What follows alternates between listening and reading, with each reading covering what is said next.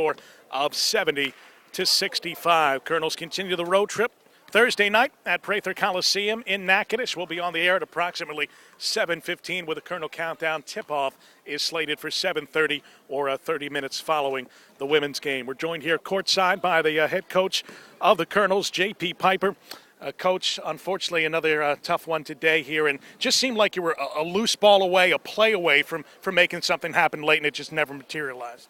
Yeah, it comes down to toughness, and I felt like we got out tough today. Really got out tough first half, and in my opinion, probably the first 6 to 8 minutes of the second half. Then we decided we wanted to play, and we stepped things up, and we really made a run, and I thought threatened them, and then two of the silliest turnovers, one in particular, just no explanation for, and we killed our own momentum. I mean, we had them on the ropes, we had them reeling, they couldn't score. We were getting layups and fouls at the rim, and we just shot ourselves in the foot.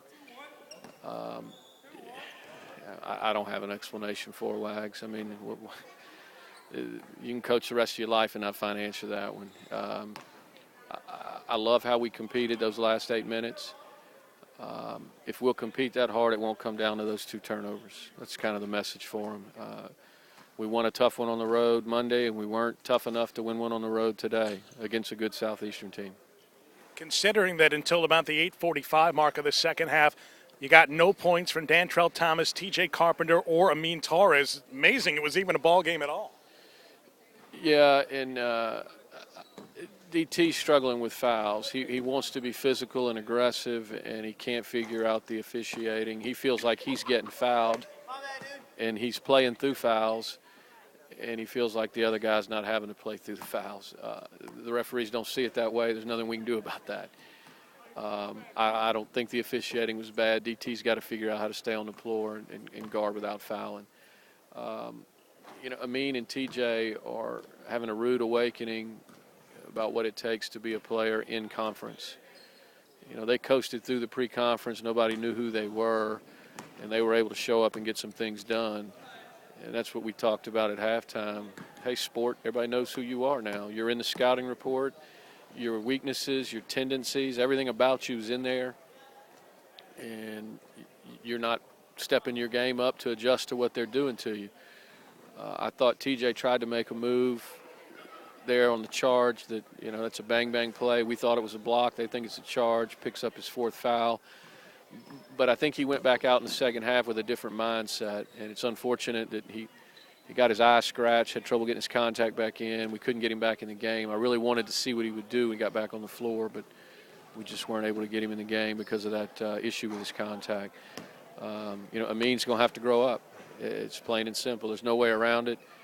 He's frustrated by the contact. He feels like he's getting fouled, and he looks at the referee every time he turns the ball over like, where's the call? You're not getting that call, big boy. You got to grow up. It seems that, we sat close to the bench today. It seems like a lot of the language, a lot of the rhetoric coming from you, directed to Jeremy Smith, telling him, you're my guy now. You got to make a big play. You either got to get a big stop on the defensive end, get a big bucket on the offensive end. He's becoming more and more of a go-to guy now. Well, he and DT. Now, DT's got fouls, so we had to adjust the way we guarded, but that's been his role and DT's role from the beginning. You're lockdown perimeter defenders. This is a guard-heavy team that wants to beat you through its guards. I thought the matchups were good, but when DT's got 4 fouls and Theo's got 4 fouls, Jeremy's got to carry the mail by himself. And he's more than capable. We just, I thought that one play late where Thorntonberry just backed him down, raised up and hit it. Jeremy looked at me like, I don't know what to do, coach. You got to play harder. He's a good player. You're a good player. You got to find a way to get him to miss.